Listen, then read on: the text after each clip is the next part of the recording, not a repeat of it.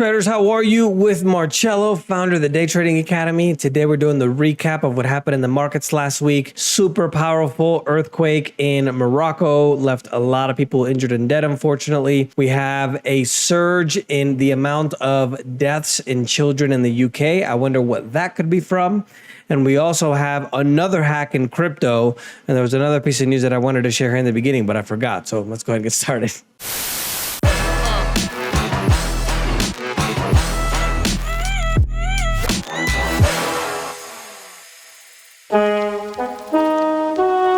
All of the markets were down in the United States, North America being North America and Canada, Mexico, even though it's part of North America, in the US, I consider that to be Latin America. Overall, we had a situation where there was good economic news. And because of the good economic news, there may be a situation where they're going to keep interest rates higher than normal or actually keep raising rates. Now, that's a very bad thing for you and I due to the fact that the majority of the economy in the United States and most industrialized nations, which is basically everybody except Africa and a few countries in Asia, for example, the majority of the economy is always consumer spending. In the case of the United States, it's almost 70% consumer spending. So what happens? If the interest rates go up, that means that everything gets more expensive. Your cost to buy a car, your cost to buy a house. A house 3 years ago with an interest of 3%, for example, is cheaper than a less expensive home with a higher interest rate now, which is 7%. So everything goes up, your credit card bills, your new car loans. And so since we live in this consumer society and everybody goes out and buys stuff, the economy doesn't move as well. And add on to that the situation where inflation is only 3%, because we all know going to the grocery store that everything has gone up literally 30, 40, 50%. That means that the economy is not going to do that well in the very near term. Markets, like I mentioned, in the United States, mostly negative. Canada was also negative as well.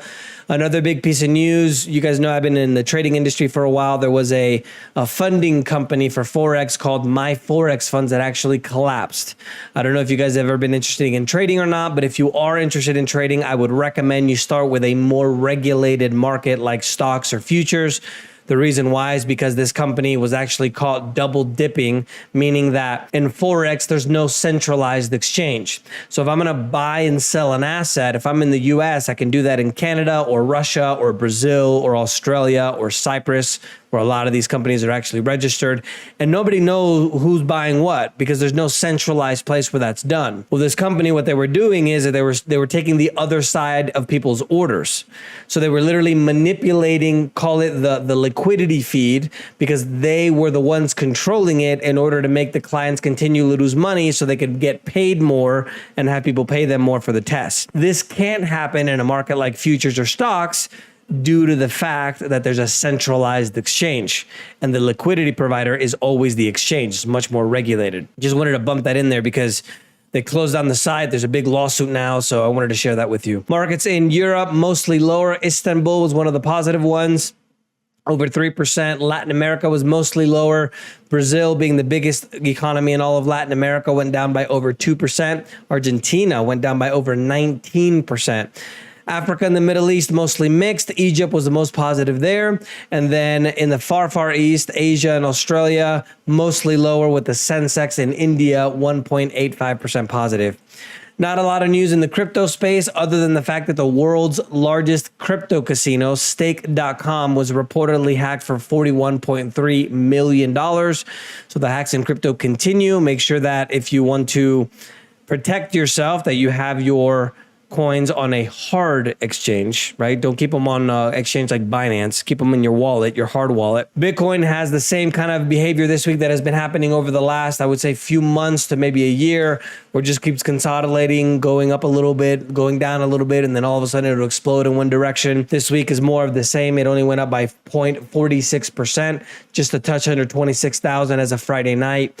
Commodities Monday Oil prices hit a 7-month high.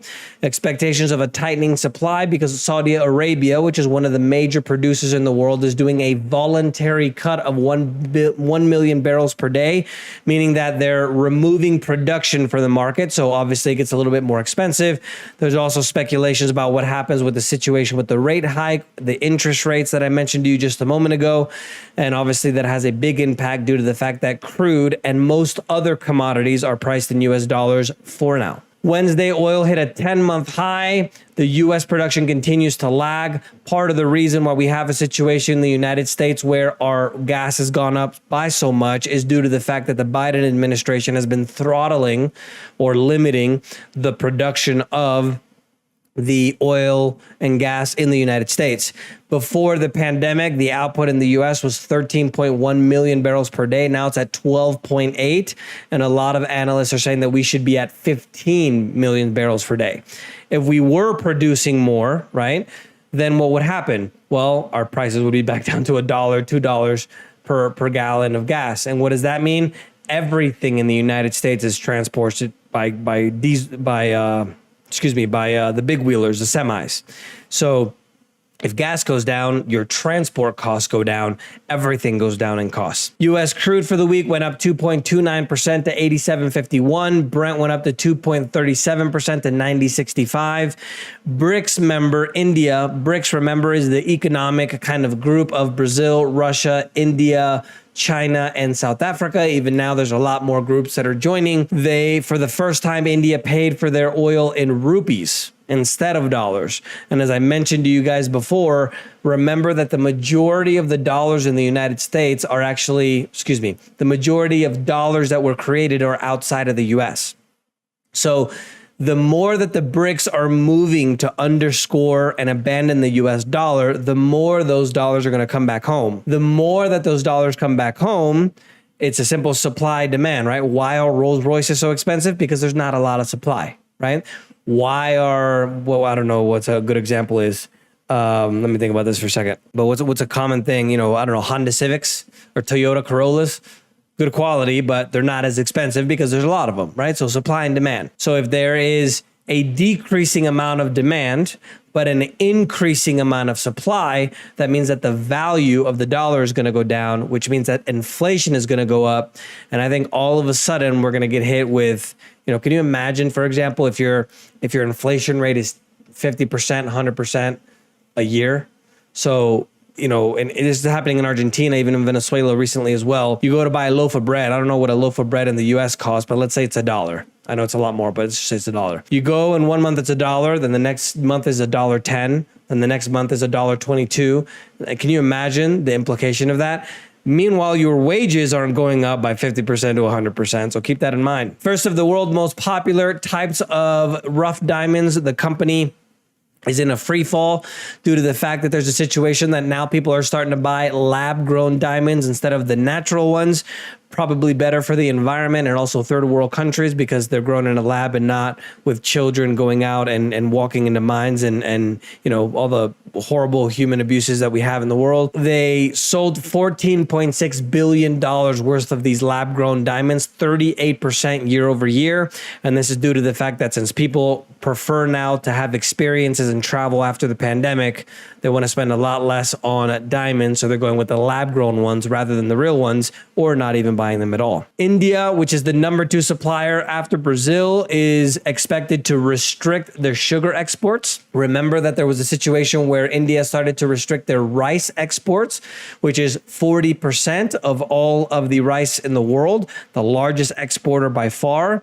And India now being the number 2 producer of sugar and exporter of sugar, now they're going to be expected to limit the amount of sugar that they export. So now there's a sugar trader very prominent that says that we're as close to running out of sugar as it can be as the global stockpiles continue to go down. And with the strength of the dollar, gold is down over 1% to $19.70. Silver went down by over 5% to $23.01. Really good deals right now on silver. I'm not affiliated with this company, and this is for educational purposes only, but SD Bullion has a great deal on 10-ounce bars and 100-ounce bars if you're interested.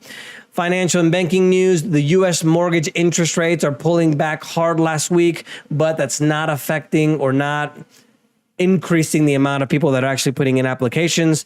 The volume fell 2.9% last week in the applications for mortgages, and it's at a 27-year low because people just can't afford to buy new homes anymore.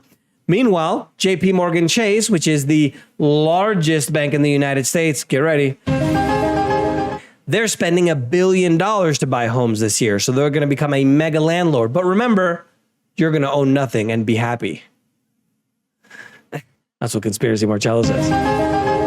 We're going to get some other conspiracies about the pandemic and the thing in your arm here in a second. The USD, the dollar stabilized midweek. It's near a 6-month high. This is due to the overall concern about the economy and the economic news around the world. If people are fearful, they go to what they think is secure. And what they think is secure is still the dollar. So the dollar goes up due to that fact. Friday's jobs report was disastrous for U.S. citizens. 1.2 million native-born workers lost their jobs, but foreign-born workers, it would replace with 668 foreign-born workers in the workforce. In political news, I'll put it as political because it's a little conspiratorial. UK children death rates skyrocket 16% more than the average deaths expected in 2022, projected to be 22% more than anticipated in 2023. Now, I want you to think about this for a moment analytically. 2020 was the pandemic year. Why didn't deaths go up then? 2021, the end of the pandemic year, essentially, right? Deaths didn't go up then either. Why is it that they went up in 2002, 2023? And the CDC is ending the website where you report the effects after the thing in your arm that basically says, thank you for your participation now. And now if we put on our conspiracy theory hats, why would a federal government agency be taking down the system that we report adverse effects of something? Could it be that possibly they're starting to have a lot more effects and they don't want people to find out what's going on? And October 4th, a nationwide test of the emergency alert system is planned for the United States.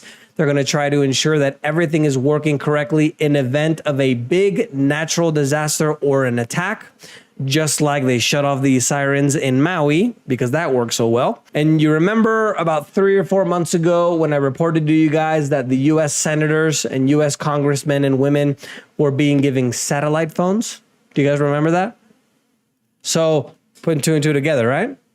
Something's going to happen. I don't know what, but something is on the horizon. Economic news. Germany is known in 1998. They had quite a bit of economic problems and a stigma kind of caught them being the largest economy in Europe, 4th largest economy in the world, that they were the sick man of Europe. That moniker is starting to come back again now that the manufacturing output is starting to stutter with the high energy prices. Seems like they're headed for a recession in 2023. And so we have that situation with the 4th largest economy in the world.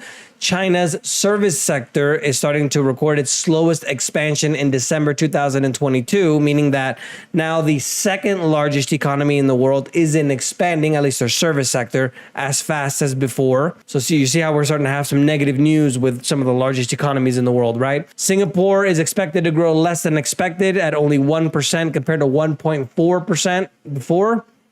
And Australia's GDP, a bright spot, they're expected to grow more than what they were expected at over 2%. India's consumer market now is said to become the 3rd largest in the world by 2027, behind the US and China. Right now, they're number 5. And as the Indian economy continues to grow quite strongly, the lower middle class and lower class moves to the upper class and the middle class, and obviously they have a little bit more money to spend. Corporate news, I mentioned to you guys about JP Morgan. Shares of Airbnb also went up by over 7% on the announcement that they're going to join the S&P 500. The index is used by a lot of people, pensions and things, to be able to buy indexes off of. So now a lot of people are going to want to buy Airbnb since they made it on the index, which is going to add a lot more buying pressure. BMW and Mercedes are making a major new push with new electric vehicles to try to combat the major Chinese powerhouses and also Tesla, Mercedes is introducing a new concept called CLA, where they have a range of about 466 miles or 750 kilometers. And BMW is also presenting new concepts in addition to their EV sales expected to double by the end of 2023. Warren Buffett, age 93, his company, Berkshire Hathaway, the stock reached a record high, all-time high on Tuesday of just under $367 and then pulled back.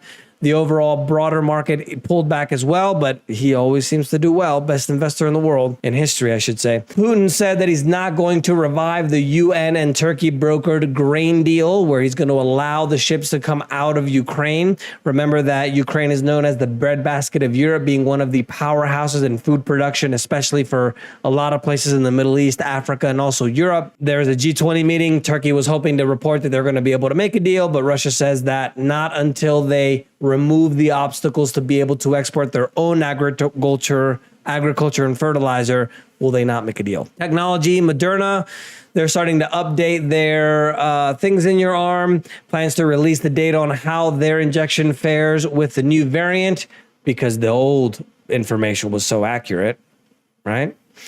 And in international events, the Ukrainian officials are slamming Elon Musk for ordering engineers to shut off Starlink satellite access in Crimea when the war started.